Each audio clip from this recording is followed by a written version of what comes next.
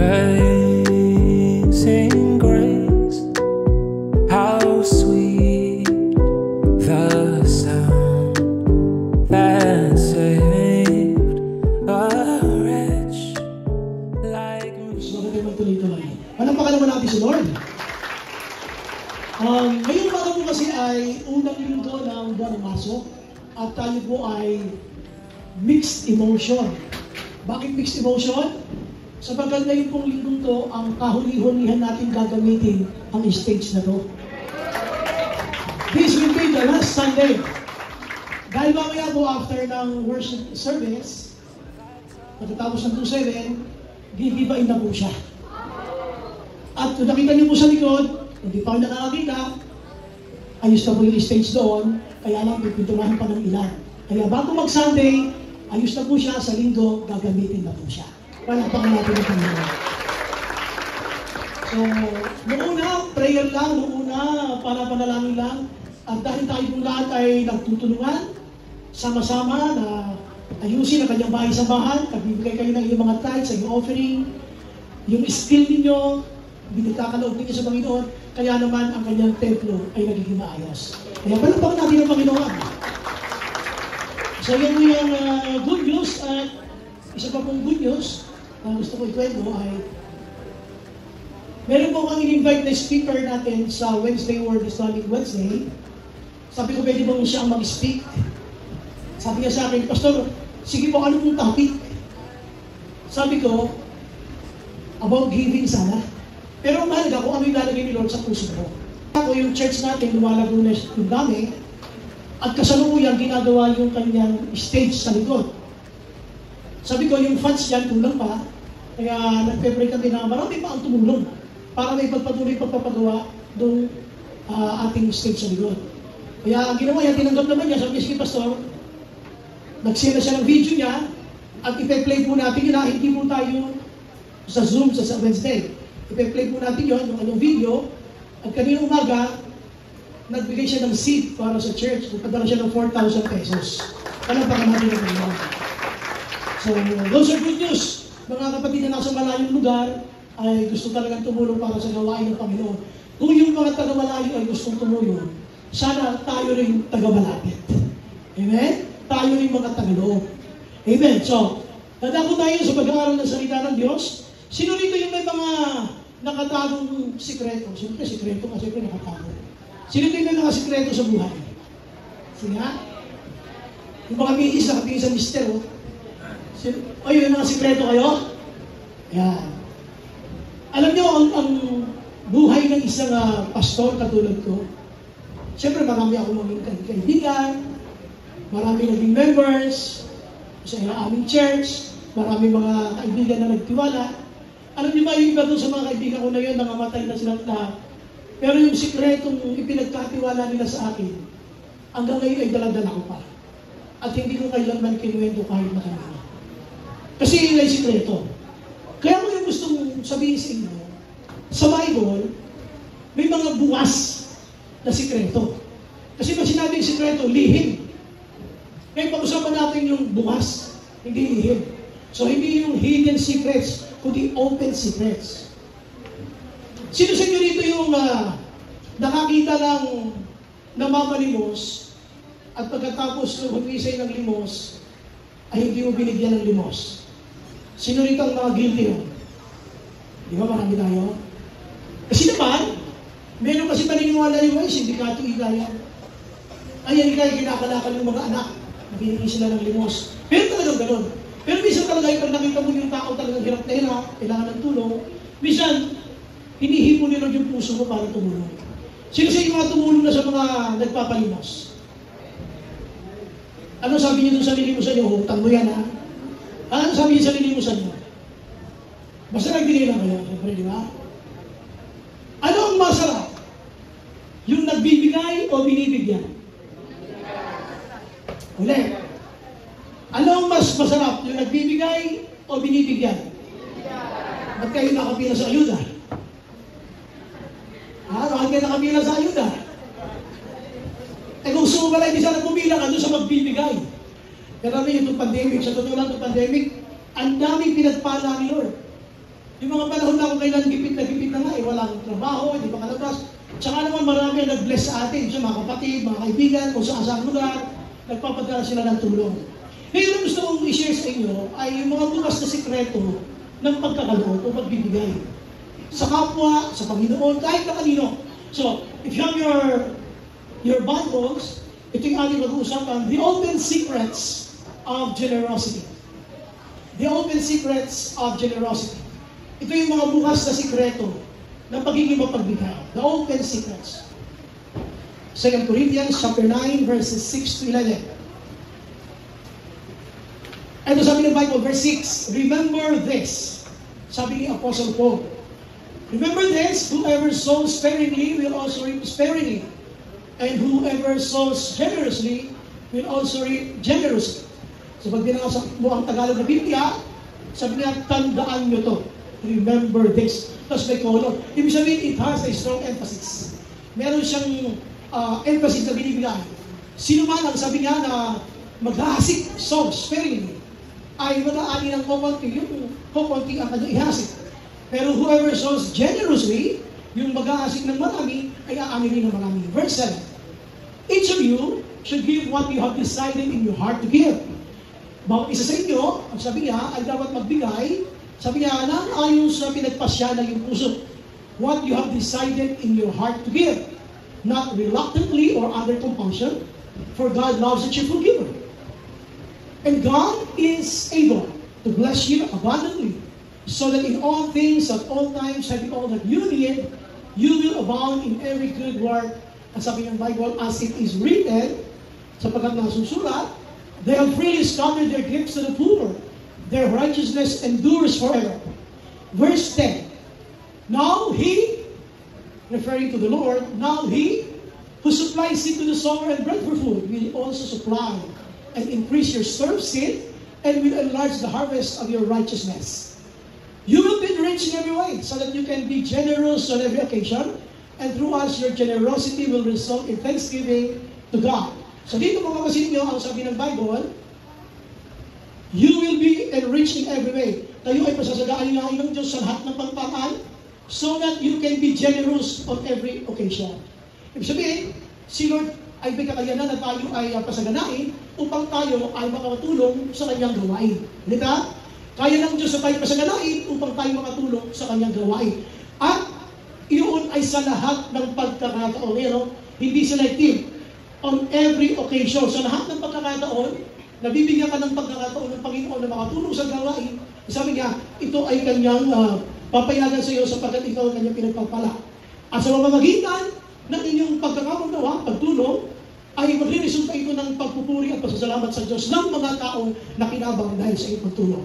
So, open secrets of generosity.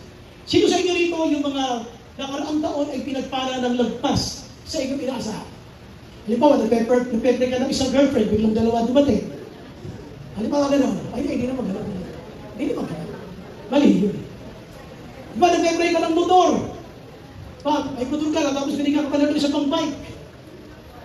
Maraming magpapala ang buhay ng Kristiyano na gusto kong makita ninyo na napakadaming anggulo para tayo magpalain ng Panginoon. The open secrets of generosity. Number 1, ihimayin po natin ang salita ng Diyos. Remember this. Kaya po yung nakapulat kasi gusto ni Paul, pagtandaan mo ito. Sabi niya, tandaan mo ito. Yung mga masagana ngayon sa pinansyal, maganda ang trabaho, maganda ang negosyo, pakinig ka mabuti. Kung ikaw naman ay dumadala sa kakapusan, makinig ka rin mabuti. Kung ikaw naman ay parang laging bitin ang iyong kita, makinig ka mabuti. Ngayon, para makatiyak tayo, kalabitin mo yung katabi mo, sabihin mo, makinig kang mabuti.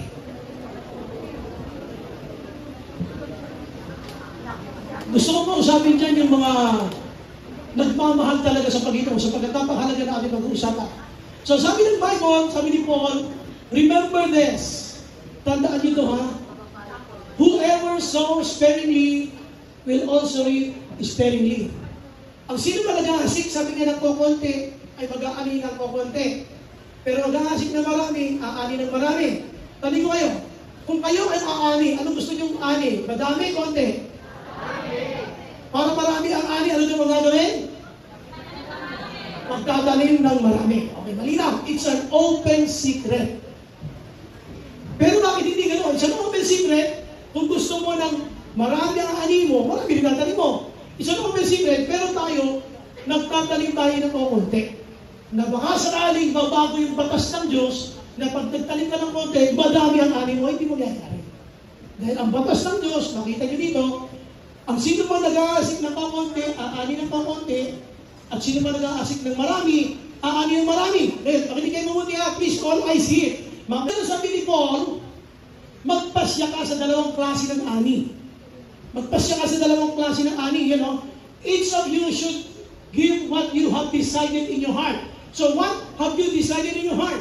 Ano ang pinagpasya ng puso mo? Yung ani na kakonti o yung ani na marami? Ang sabi niya, each of you, bawat sabi, mamili kung anong ani ang gusto mo. Let's decide in our hearts what kind of harvest do we want. Gusto mo ba ng ani na konti? You know, sparingly, o gusto mo ng ani na generously? Mamili ka, sabi niya. At ang sabi niya rito, bakit ka pinabibili ni Lord? Kasi ang gusto ni Lord, hindi ka napipilitan. At tapos hindi ka parang masama loob mo na ikaw ay tumutulong sa gawain ng Panginoon because God loves a cheerful giver. So ano ito? Sabi natin dito, sa pinag-uusapan natin ha, open secrets of generosity. And number one, ito yung tinatawag natin na the choice. The choice is yours. Pagbiling ka sa iyong pinansyal, tiyak, mali ang iyong pinili. Kasi dito, pinagpipili ka ni Lord eh. Ayaw mo pinakapus ka, pero tatanim ka ng konti. Huwag kang pumili doon sa alam mo kakapusin ka. Pumunta ka doon sa pagpili na ang ani marami. Pero nakalulungkot, kagabi nga, nandun kami nila, Kuya Melo, nila Ate Cesar sa may Araneta. Naglalakad ka na, daming tao lumalabas sa Araneta. Coliseum. Sabi namin, ba't daming tao dyan? Eh, siguro, may event sila doon, ano? Pero alam niyo, sabi ko, tingnan mo yun. Ang mahal-mahal ng ticket dyan. Pero pagdating sa church, yung 100 pesos na hirap. Pero magbabayad ng ubod bahal niya. Pansinin niyo, sa mall ha, yung 100 pesos mo, sandali lang. Pero pagdating sa church, yung 20 pesos mo, hirap kang bitawan para yun. Pero gusto mo lang umali ng marami. Yun ba? Kaya dito, the choice. So, kung magpapipiliin ka, anong gusto mong klase ng ani? Marami o konti? Marami. So, the choice is yours. Tandaan nyo ha, wala kay Lord ang problema bakit tayo kinakapos. Kaya tayo kinakapos, ang tanim mo konti, ay ang ani mo konti. Kung gusto mo ng saganang ani, masagana dapat ang iyong pagtatanim. Amen? Palampakan natin si Lord. Yung katabi mo, sabi mo, wala kay Lord ang problema. Sa kabila naman, sabi mo, wala kay Lord ang problema. Wala talaga kay Lord, pero ilang beses na sinisi si Lord. Lord, alam mo naman ang pangangailangan ko eh. Lord, alam mo naman ang sitwasyon ng pamilya namin. Yes, pero bakit nung panahon na dapat ka magtanim, hindi ka nagtanim ng sagana? Para sana sagana ang inaani mo. Kaya mayroong choice ngayong umaga, ang prayer ko, ma-enlighten tayo na malaki ang participation natin sa mga bagay na nagyayari sa atin. Kung gusto mong pagpalaki ka ng Diyos, ang batas ng Diyos hindi nagbabago. Kung ano ang iyong itinanim, sabi ng Galatia, yung tinaanin mo. Kaya ngayon, tingnan nyo, mamili kayo. Sabi niya, each of you should give what you have decided. Ang tanong ito, what have you decided in your heart? Ano ang pinagpasya ng puso mo? Masaganang ani? O pamanging ani? Siyempre gusto mo masaganang ani. Kaya nga, the choice is yours. Bakit ito sinasabi? Kasi mamaya po, hihingi ako ng second offering. Para po sa natatapos sa ating stage. Pinagpapauna ko na para maintindihan ninyo na the Lord is giving you a choice. Anong gusto mong ani? Yung konting ani o maraming ani? Sabi niya dito, mamili ka, each of you should give what you have decided in your heart. So what have you decided? Sa puso mo, konting ani o maraming ani? Siyempre gusto mo ng maraming ani. Kaya, yun ang gagawin natin. So, hindi ba? Sabihin mo ulit sa katabi mo, wala kay Lord ang problema. Sabi na naman, sabi mo, wala kay Lord ang problema. Wala kay Lord ang problema. Nasa pagpili natin yung pagtatanim. Now, punta natin number 2. Number 2, agad tayo. Ito. Ang sabi ng verse 8. 2 Corinthians 9:8. Ito sabi ng Bible.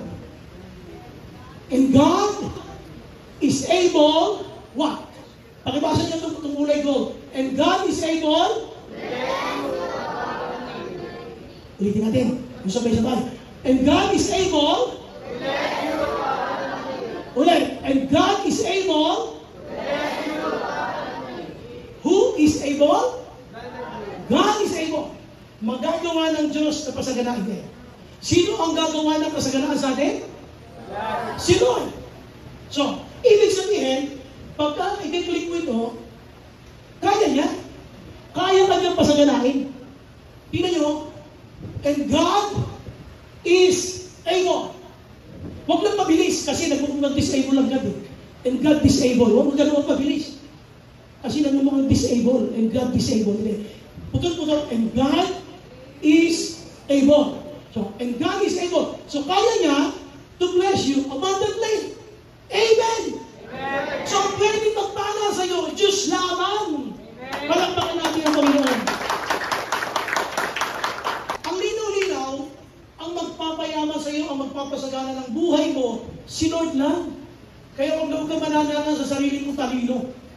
Pag inalisan ka na ng Diyos ng talino, hindi na tama ang function ng isip mo, naglalakad ka na sa kalsada dyan, na ang dumi mo, ang dumi-dumi mo, ang dumis-dumis mo, dahil mali-mali na takbo ng isip mo, hindi ka na mananagana.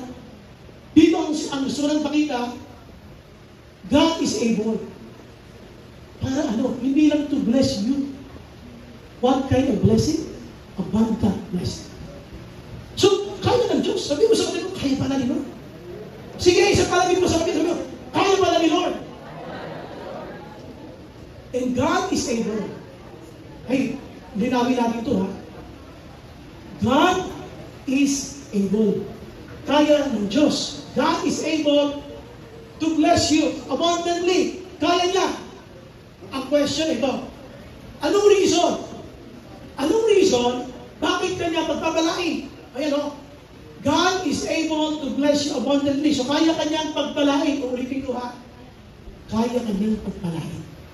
Ibulong mo sa kapag mo, kaya kanyang pagpalain. God is able, ang Diyos may kakayanan na magpalain ka ng sagana. Kaya niya. Uy, sabihin mo sa katabi mo, kaya niya.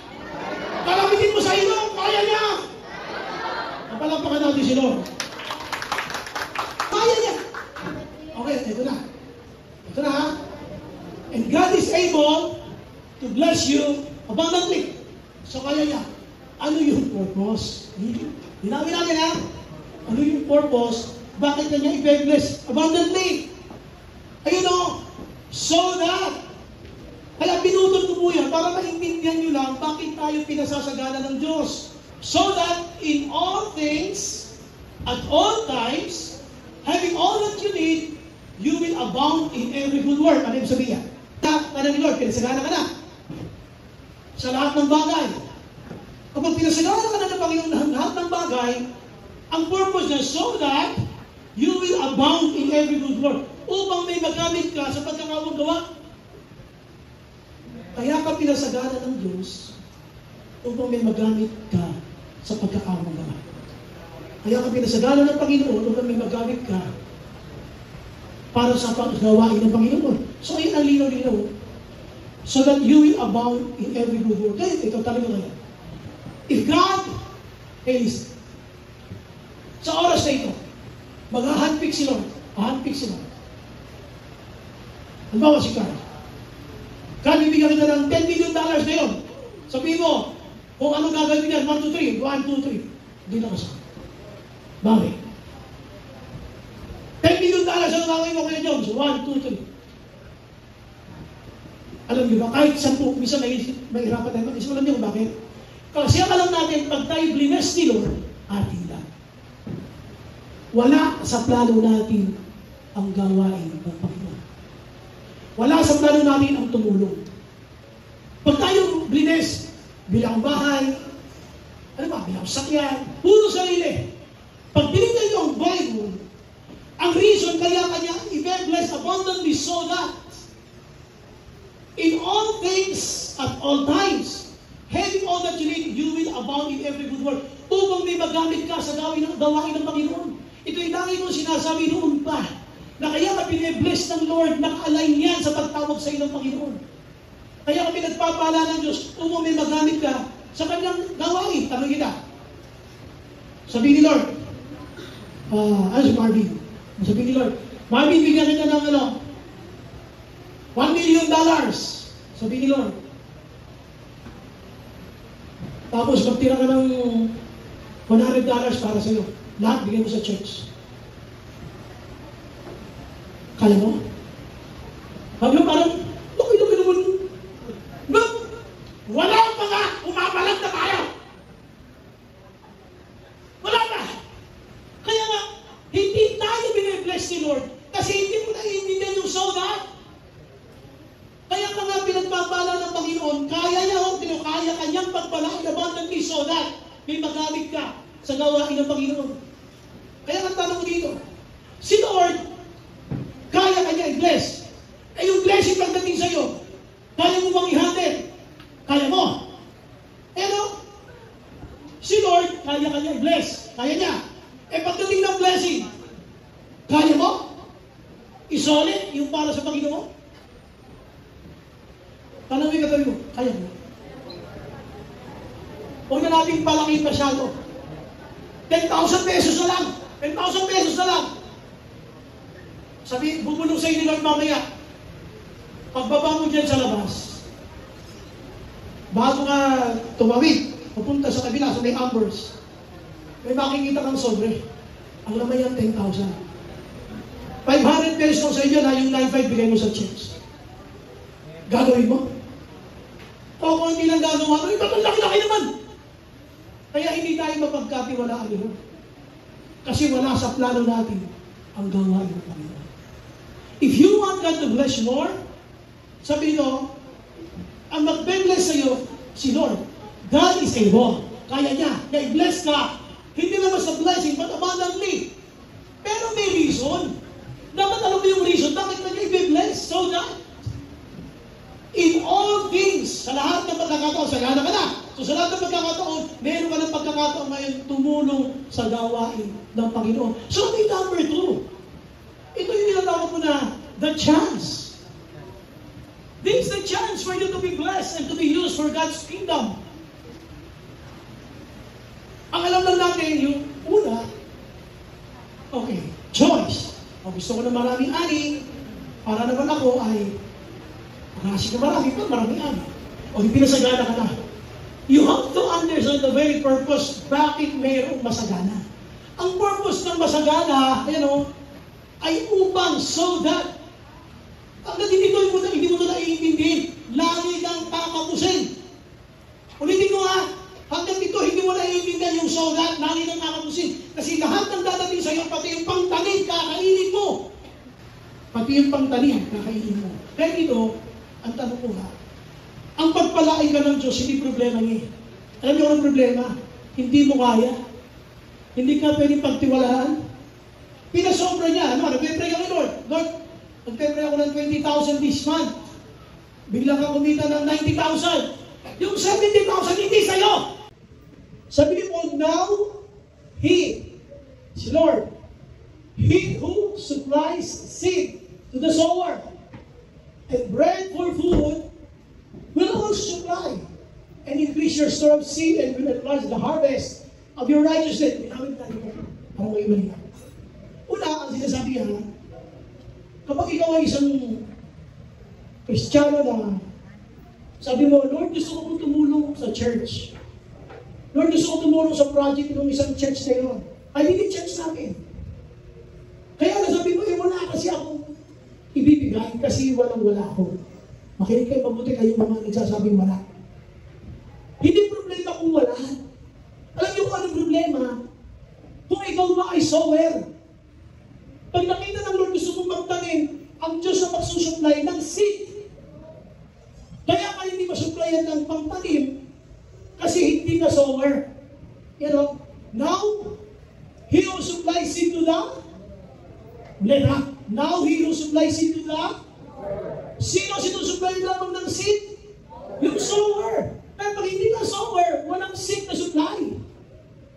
Kaya sabi mo, kaya may mga pledge.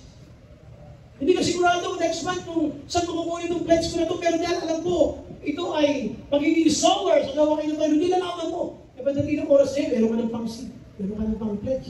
Kasi nga, God is supplying the seed na paano mong itanim.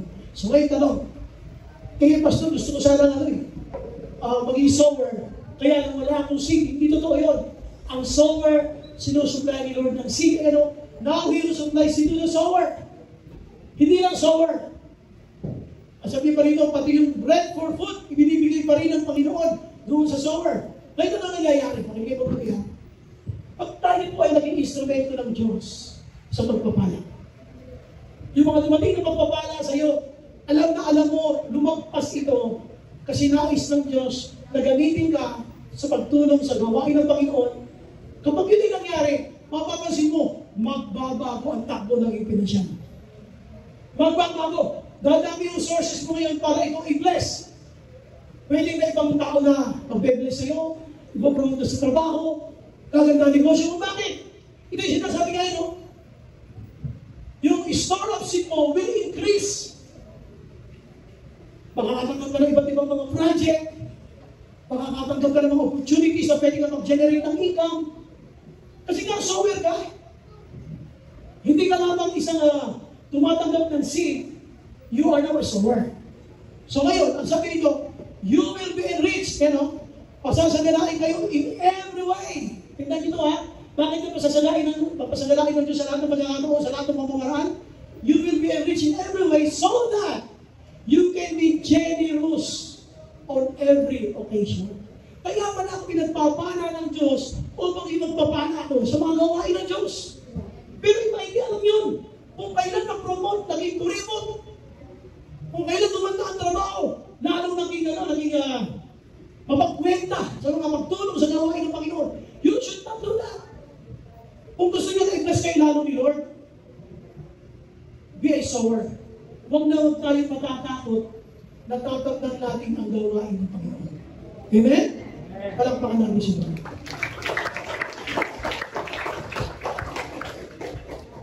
Gusto ko lang ikwento sa inyo.